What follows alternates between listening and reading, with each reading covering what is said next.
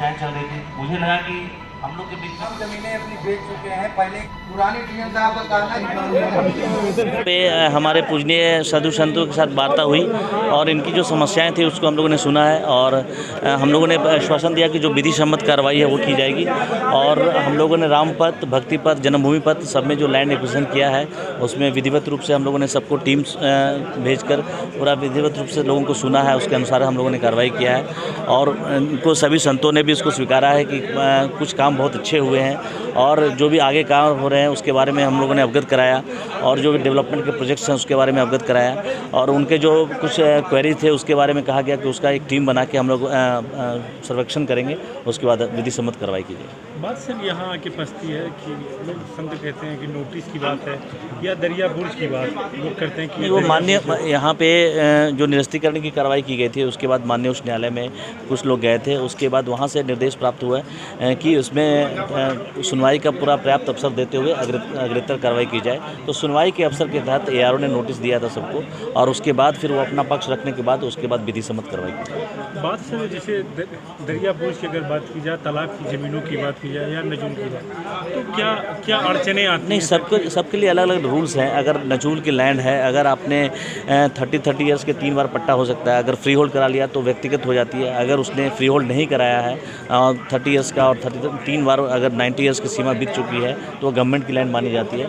उसके बहुत सारे ये हैं और उसकी पॉलिसी है, उसके पॉलिसी के तहत कार्रवाई की जाती है क्योंकि शासन और जो भी प्रक्रिया हैं उसके तहत कार्रवाई की जाती है, विधि सम्मत कार्रवाई की जाती है। उसके तहत जो भी अगर ग्रीवांसेस किसी को होता है तो अपने बात रखता है कि किस आधार पे हम बिल्डिंग्स हमारी है, कितना पोजीशन है, कब से पोजीशन है, तो उन चीज़ों को दृष्टिगत रखते हुए कार्रवाई की जाती है। उसमें देखा जाएगा कि क्या है और उसका आधार क्या था, बहुत विस्तृत रूप से देखा जाएगा कि उसका आधार क्या था और आधार डॉक्यूमेंट्स था। कई लोग कह रहे हैं कि 1359 फसली, 1365 फसली, तो उसमें देखा जाएगा कमेटी बना के कि क्या आधार है और वास्तविक आधार क्या था और उसमें क्या किसका पोजीशंस रहा है और कितने दिनों से रहा है, सब तथ्यों को नज़र रखते हुए अग्रेतर कार्रवाई और विधि सम्मत कार्रवाई की जाएगी। प्रशासन बराबर आश्वासन दे रहा है, हम किसी को उजाड़ेंगे नहीं, सारे महात्माओं की, संतों की रक्षा करेंगे।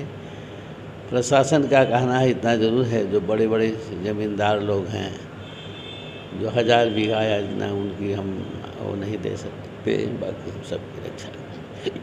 लेकिन जो मांगे रही हैं जिनको लेकर, क्या प्रशासन उसको फ्री होल्ड करने की या नजूल की कोई बात है सामने?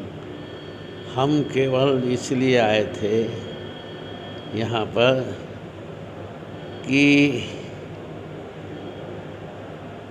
ये जितनी भी ज़मीनें हैं जिन्हें दरिया बुर्ज घोषित किया गया, कहा जा रहा है सरजू की ज़मीन है, सरजू की धारा जहाँ बह रही है वो भी किसी न किसी भूमिधर की मालिकाना है, वो भी उनकी ज़मीन है।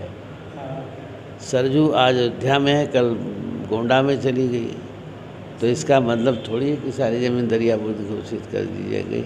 और दूसरी बात यह है कि इन महात्माओं ने ज़मीन खरीदी है, जिस किसी से खरीदी है वो सरकारी अभिलेखों में दर्ज था तब खरीदा है, ऐसे तो खरीदा नहीं है। शुल्क दिया है, नक्शा बनवाया, शुल्क दिया है, इसलिए ये गलती तो सरकार की है। तो सरकार की गलती है तो दंड भुगते हैं बेचारे गरीब लोग? नहीं, ऐसा नहीं होना चाहिए। ये दरिया बुर्ज इत्यादि सब ख़त्म करना चाहिए। जो जहाँ बसा है उसको रहने देना चाहिए।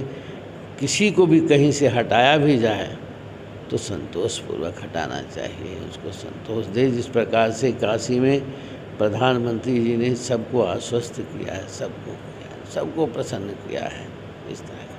तो महाराज जी, तो क्या आगे का क्या निर्णय होगा आगे अगर प्रशासन ने कोई संतुष्ट बातें नहीं की? अब निर्णय हम तो प्रशासन से ही कह रहे हैं, आश्वासन भी दे रहा है प्रशासन, नहीं करेगा तो उसके लिए हम और भी कार्रवाई करेंगे। प्रशासन को एक डर और है कि दीपोत्सव के दौरान या के दौरान किसी प्रकार का संतों का नहीं, देखिए, संत महात्मा ऐसा कोई कार्य नहीं करेंगे कि जो अयोध्या के विस्तार में, अयोध्या के उन्नति में बाधक हो। ऐसा कोई कार्य संत महात्मा नहीं करेंगे।